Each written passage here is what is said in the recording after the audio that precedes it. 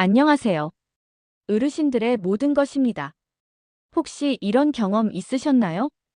긴장되는 날엔 괜히 배가 아프고, 기분이 울적한 날엔 식욕도 떨어지고, 반대로 속이 불편하면 하루 종일 짜증이 나는 날. 그거 그냥 우연 아니었습니다. 장이 뇌랑 진짜로 연결되어 있기 때문입니다. 과학자들은 이걸 장 마이너스 뇌축, 영어로는 것 마이너스 BRAIN 엑서스라고 부릅니다. 이제 장은 단순히 소화하는 기관이 아니라 뇌와 끊임없이 대화하는 제2의 뇌로 불립니다.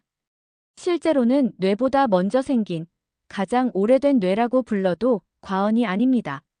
자, 그러면 궁금해지시죠? 장이 도대체 어떻게 뇌와 대화를 하나요?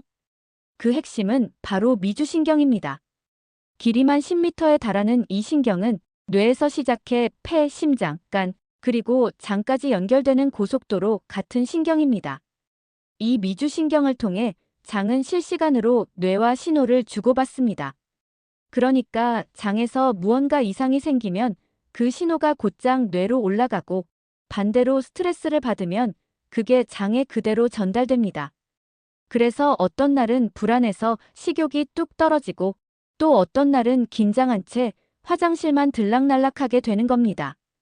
어르신들 중에 스트레스 받으면 화장실부터 간다는 분 많으시죠?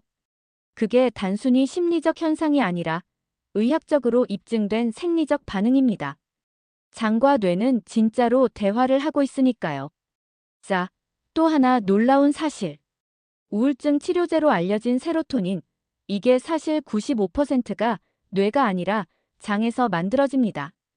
이 세로토닌이 부족하면 기분이 가라앉고, 불안하고, 잠도 잘 안 오고, 식욕도 깨집니다. 그럼 어디서 만들어야 할까요? 맞습니다. 장이 건강해야 만들어집니다. 그런데 장이 나빠지면 뇌도 영향을 받는다는 거 뭔가 무섭지 않으세요? 실제로 장 건강이 나쁘면 우울감, 불안, 불면증까지도 따라올 수 있다는 연구 결과들이 계속 나오고 있습니다. 자, 여기서 질문 하나 드릴게요. 혹시 이런 생각 해보신 적 있으세요? 요즘 왜 이렇게 우울하지? 나는 별일 없어도 왜 항상 걱정이 많지? 잠을 자도 피곤한데. 나이 때문인가? 그게 마음의 문제가 아니라 장의 문제일 수도 있다는 겁니다.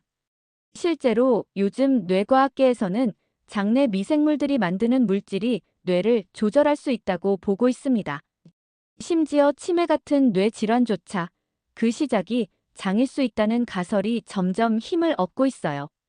장은 뇌보다 먼저 노화된다는 표현 들어보셨나요? 신경세포는 나이가 들어도 잘 안 죽지만 장내 미생물은 아주 쉽게 바뀝니다. 오늘 먹은 음식, 오늘 받은 스트레스, 오늘 잠을 잘 잤는지에 따라 그 구성이 완전히 달라지거든요. 그래서 장은 우리의 생활 습관에 가장 빠르게 반응하는 기관이기도 합니다. 이제 질문 드릴게요. 여러분의 장은 오늘 어떤 기분일까요? 행복한가요? 아니면 불편하고, 피곤하고, 스트레스를 받고 있나요? 자, 본격적으로 말씀드려 볼게요. 우리의 장 속엔 무려 100조 개 이상의 미생물이 삽니다. 그걸 마이크로바이옴이라고 하는데요. 이 친구들이 단순히 음식 찌꺼기만 처리하는 게 아닙니다. 몸 안의 면역세포를 교육하고, 염증을 조절하고, 비타민을 만들고, 심지어 뇌로 신호를 보내기도 합니다. 그런데 이 생태계가 무너지면 어떻게 될까요? 그게 바로 장내 미생물 불균형입니다. 현대인의 식습관, 예를 들어 가공식품, 설탕, 인스턴트, 과한 약물 복용, 항생제, 그리고 만성 스트레스. 이런 것들이 유익균을 줄이고 유해균을 늘립니다. 그러면 면역은 떨어지고 염증은 올라가고 변비나 설사, 피로, 우울감, 두통까지 찾아옵니다. 실제로 장이 약해졌을 때 가장 먼저 나타나는 증상은 배탈보다도 기분의 변화라는 연구도 있습니다. 내가 요즘 괜히 예민하다. 짜증이 많아졌다. 이럴 땐 장을 먼저 의심해 보셔야 합니다. 그리고 여기서부터는 정말 충격적인 이야기입니다. 장이 건강하지 않으면 치매도 더 빨리 올 수 있다는 겁니다. 일부 장내 유해균은 리포다당류라는 독소를 만들고 이게 뇌로 들어가서 염증을 일으킨다는 겁니다. 장마이너스 뇌축이 실제로 질병의 통로가 되어버리는 거죠. 이쯤 되면 질문 하나 드리고 싶습니다. 지금 이 영상을 보고 계신 여러분의 장, 지금 뇌에게 어떤 메시지를 보내고 있을까요? 오늘 기분 좋아 라고 말하고 있을까요? 아니면 요즘 너무 힘들어. 아무것도 소화가 안 돼. 라고 속삭이고 있을까요? 건강은 결국 소통입니다. 장과 뇌가 잘 소통하면 우리 몸도 건강해지고 마음도 평안해지고 삶의 질도 높아집니다. 그 소통을 잘 이어주는 것이 바로 장 건강입니다. 그렇다면 이제 궁금해지시죠? 장은 뇌까지 좌우하고 면역과 수면까지 책임지는 중요한 기관이라면 어떻게 하면 이 장을 건강하게 지킬 수 있을까요? 어떤 음식을 먹어야 하고 어떤 생활 습관이 장내 유익균을 늘려줄 수 있을지 지금부터 구체적으로 알아보겠습니다. 장은 우리가 먹는 한 숟가락에서 이미 반응합니다. 먹는 순간 달라지는 장내 미생물, 그리고 그 변화가 몸 전체에 어떤 기적을 만드는지 지금부터 함께 확인해 보시죠. 장은 우리의 면역력을 책임지는 최전선입니다. 믿기지 않으시겠지만 우리 몸의 면역세포 중 무려 70% 이상이 장에 집중되어 있습니다. 이 말은 곧 장이 건강해야 면역력이 튼튼하다는 뜻이죠. 그 중심엔 바로 장내 미생물이 있습니다. 우리 장에는 유익균, 유해균, 그리고 상황에 따라 변하는 중간균이 어울려 살아갑니다. 마치 가족, 친구, 이웃처럼요. 서로 잘 지내면 평화롭지만 한쪽이 너무 강해지면 균형이 무너지면서 문제가 생기기 시작합니다. 가장 먼저 오는 징조는 염증입니다. 염증은 우리 몸이 보내는 SOS 신호입니다. 그런데 이게 장에서 시작되면 문제가 훨씬 커집니다. 장누수 증후군이라는 말을 들어보신 적 있으신가요? 영어로는 리키껏 신드롬이라고 부르는데요. 장 안쪽을 덮고 있는 얇은 장벽, 그 장벽에 아주 미세한 틈이 생기면 먹은 음식의 찌꺼기나 독소, 미생물의 찌꺼기 등이 혈액 속으로 흘러들어가게 됩니다. 마치 댐에 금이 가면 물이 새듯 장이 새기 시작하면 우리 몸 곳곳에 염증이 퍼지는 거죠. 그 염증은 관절을 공격하면 관절염이 되고 피부를 공격하면 아토피, 두드러기 같은 피부 질환이 되고 심하면 자가 면역 질환으로 발전할 수 있습니다. 왜 갑자기 내 몸이 나를 공격하지? 면역 체계가 왜 이성을 잃었지? 그 시작이 장에 있을 수 있다는 겁니다. 어르신들 중에 요즘은 아무리 운동해도 기운이 없다거나 평소보다 쉽게 감기 걸린다. 항상 뭔가 더부룩하고 피로가 쌓인다고 느끼시는 분들 계시죠? 그럴 땐 반드시 장 상태를 의심해 보셔야 합니다. 그냥 위나 대장의 문제가 아니라 미세한 염증이 전신을 괴롭히고 있을 가능성이 높습니다. 놀랍게도 장의 건강은 노화 속도와도 관련이 깊습니다. 염증은 세포를 손상시키고 회복을 더디게 하며 결국 노화를 가속화시킵니다. 장내 유해균이 많으면 독소도 많고 이 독소가 간과 피부, 심장, 뇌에까지 영향을 주며 조용히 우리 몸을 무너뜨립니다. 그렇다면 질문 하나 드려볼까요? 지금 이 순간 여러분의 장에서는 어떤 일이 벌어지고 있을까요? 유익균이 미소를 지으며 잘 지내고 있어요 하고 있을까요? 아니면 유해균이 왕처럼 장을 점령하고 내가 이 몸의 주인이다라고 외치고 있을까요? 실제로 우리 몸속 유익균과 유해균은 매일 전쟁을 벌이고 있습니다. 그리고 그 승패는 우리가 오늘 먹은 음식이 결정합니다. 예를 들어 채소를 먹으면 유익균이 늘고 가공식품과 설탕을 먹으면 유해균이 기뻐합니다. 그래서 하루 세 끼가 단순한 식사가 아니라 장내 미생물에게는 생존 경쟁의 지원군이 되는 겁니다. 또 하나 기억해야 할 점. 장내 미생물은 우리 몸에 꼭 필요한 비타민도 만들어줍니다. 특히 비타민 K와 비타민 B군 등 이건 우리가 스스로 만들어낼 수 없기 때문에 미생물의 도움이 꼭 필요하죠. 비타민 K는 뼈와 혈관 건강에 필수입니다. 골다공증을 예방하고 혈관에 칼슘이 쌓이지 않도록 도와주죠. 비타민 B군은 에너지 대사, 피로 회복, 신경 기능 유지에 필수입니다. 어르신들께서 자주 느끼는 만성 피로, 기억력 저하, 손발 저림 등도 비타민 B 결핍과 관련이 있을 수 있습니다. 자, 이제 여기서 중요한 사실 하나 더. 장내 미생물이 만드는 물질 중 부티레이트라는 짧은 사슬 지방산은 장벽을 강화하고 염증을 줄이며 심지어 뇌까지 보호하는 강력한 물질입니다. 이게 바로 장과 뇌가 서로 건강을 지켜주는 관계라는 걸 보여주는 예시입니다. 그렇다면 이 유익균들을 잘 키우려면 어떻게 해야 할까요? 바로 그들의 먹이를 제대로 줘야 합니다. 다음 파트에서는 장을 살리는 음식, 유익균을 키우는 프리바이오틱스, 몸속에 살아있는 유산균인 프로바이오틱스를 활용한 식단 전략을 함께 살펴보겠습니다. 장의 기분은 무엇을 먹느냐에 달려 있습니다. 지금부터 그 음식들의 세계로 함께 들어가 보시죠. 장은 우리가 먹는 모든 음식에 반응합니다. 심지어 오늘 점심 메뉴 하나로도 장내 미생물의 구성이 달라질 수 있습니다. 그만큼 장은 음식에 민감한 장기입니다. 그래서 중요한 질문. 장을 살리려면 어떤 음식을 먹어야 할까요? 첫 번째는 프리바이오틱스입니다. 프리바이오틱스는 유익균의 먹이가 되는 식이섬유와 비소화성 탄수화물입니다. 이걸 먹은 유익균이 신나서 짧은 사슬 지방산을 만들어내고 이게 장벽을 튼튼하게 하고 염증을 줄여주는데 큰 역할을 하죠. 대표적인 프리바이오틱스 성분으로는 이눌린, FOS, GOS, 저항성 전분이 있습니다. 이눌린은 양파, 마늘, 부추, 치커리, 아스파라거스, 돼지 감자에 많습니다. 특히 돼지 감자는 천연 인슐린이라고도 불릴 만큼 이눌린 함량이 높죠. 프룹토올리고당 FOS는 바나나, 양파, 마늘, 보리, 통밀 등에서 찾을 수 있습니다. 갈락토올리고당은 모유에 많지만 일부 유제품에서도 소량 발견됩니다. 그리고 꼭 기억하셔야 할 저항성 전분. 이건 감자나 밥을 익혔다가 식혔을 때 생기는 전분입니다.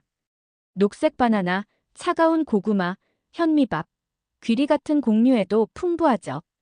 이 전분은 장까지 살아서 내려가 유익균의 진수성찬이 됩니다. 그럼 질문 하나 드려볼게요. 혹시 집에서 따뜻한 밥만 드시고 계신가요? 가끔은 밥을 식혀 드셔보세요. 장내 미생물들이 그걸 더 좋아할 수도 있거든요. 두 번째는 프로바이오틱스입니다. 프로바이오틱스는 말 그대로 장에 좋은 살아있는 유익균입니다. 한국 전통 발효식품에는 세계적으로 유일한 강력한 유산균들이 살아있습니다.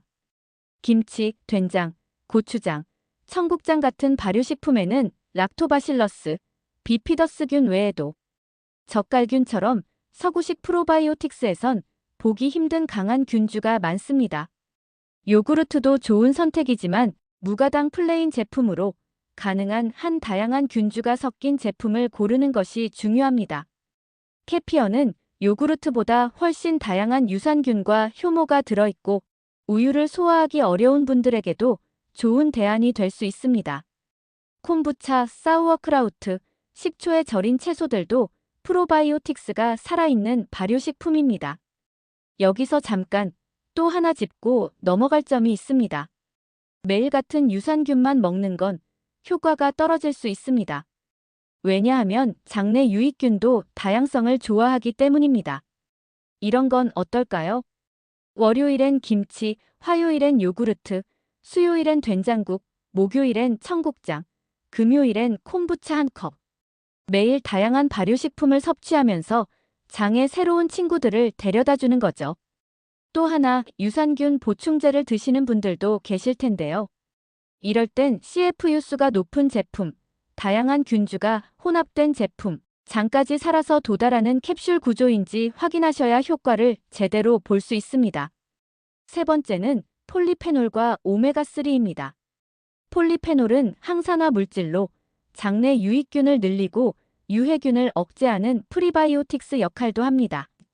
블루베리, 블랙베리, 딸기 같은 베리류, 녹차, 다크 초콜릿, 올리브 오일, 견과류, 적포도주 등에 풍부하죠.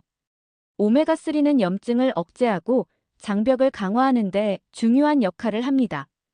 연어, 고등어, 참치, 아마씨, 치아씨 같은 식품을 주 2, 3회 드시면 좋습니다. 자, 그럼 여기서 질문 하나 더.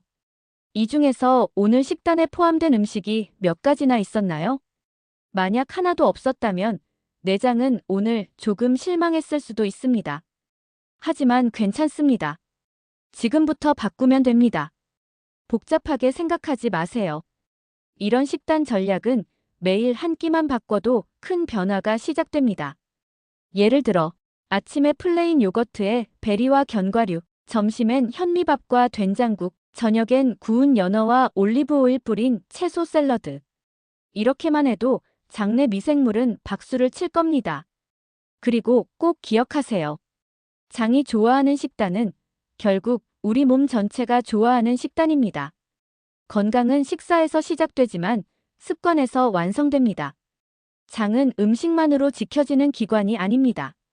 어떻게 살고 있는가에 따라 장의 상태도 크게 달라집니다. 먼저, 가장 큰 적은 스트레스입니다. 스트레스를 받으면 장내 유익균은 줄어들고 유해균이 활발해집니다. 심지어 장의 연동운동이 느려지고 소화불량, 복통, 변비까지 이어질 수 있습니다. 그래서 스트레스를 조절하는 습관은 곧 장을 살리는 습관입니다. 명상, 복식호흡, 가벼운 산책, 취미생활. 이런 것들이 장내 미생물 생태계에 긍정적인 영향을 준다는 연구 결과도 있습니다. 특히 숲길 걷기나 텃밭 가꾸기처럼 자연과 함께하는 활동은 뇌를 안정시키는 동시에 토양 미생물에 노출되어 장내 미생물의 다양성도 늘린다고 합니다. 또한 충분한 수면 역시 장 건강의 필수 조건입니다. 잠을 제대로 못 자면 장내 미생물 조성이 바뀌고 장벽이 약해져 면역력과 기분, 체중 조절까지도 흔들릴 수 있습니다. 정해진 시간에 자고 일어나는 습관, 어두운 조명, 전자기기 멀리하기, 침실 온도 조절. 이런 작은 노력들이 장을 회복시켜줍니다. 그리고 운동은 최고의 장약입니다. 걷기, 달리기, 요가, 스트레칭. 이런 운동은 장의 연동운동을 도와 변비를 줄이고 스트레스 해소와 유익균 증가에 긍정적인 영향을 줍니다. 무리한 운동보다 꾸준한 가벼운 운동이 더 효과적입니다. 자, 여기서 질문 하나 드릴게요. 최근 일주일간 내장을 위한 시간을 얼마나 투자하셨나요? 장이 원하는 건 대단한 게 아닙니다. 꾸준히 움직여주고 잘 자고 편안한 마음을 유지하며 자연에 조금 더 가까이 가는 삶. 그게 바로 장수하는 장을 만드는 핵심입니다. 반면 장이 싫어하는 건 분명합니다. 가공식품, 설탕, 인공 감미료, 무분별한 항생제 사용. 특히 인공 감미료는 유해균 증식을 도와 혈당 조절에도 악영향을 줄 수 있습니다. 항생제는 꼭 필요할 때만 의사 처방에 따라 복용하고 복용 후에는 유산균 보충을 통해 장내 생태계를 재건해줘야 합니다. 여러분, 장은 지금 이 순간에도 우리에게 말을 걸고 있습니다. 도와줘. 고마워. 기운 없어. 오늘 참 좋았어. 당신의 장은 어떤 말을 하고 있을까요? 지금 이 순간 장에게 어떤 선물을 줄 수 있을까요? 이 영상이 끝난 후 오늘 한 끼 장이 좋아하는 음식으로 바꿔보세요. 하루 10분 장이 좋아하는 산책을 해보세요.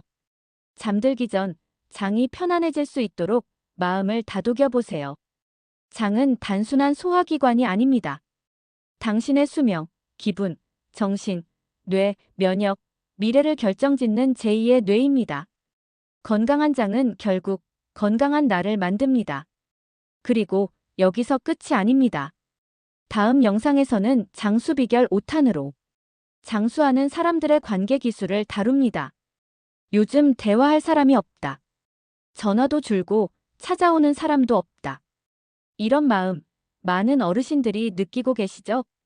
그런데 놀라운 사실은 외로움이 흡연보다도 더 큰 건강 위험 요소라는 겁니다.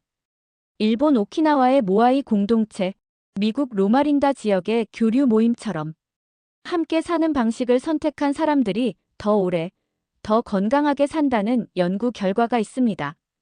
혼자 밥 먹지 마세요. 혼자 걷지 마세요. 혼자 아프지도 마세요. 5탄에서는 장수하는 사람들이 어떻게 관계를 맺고 외로움에서 스스로를 지켜내는지 함께 알아보겠습니다. 좋아요와 구독, 그리고 알림 설정까지 꼭 눌러주세요. 영상 하나가 바꾸는 건강, 다음 영상에서 꼭 이어가겠습니다.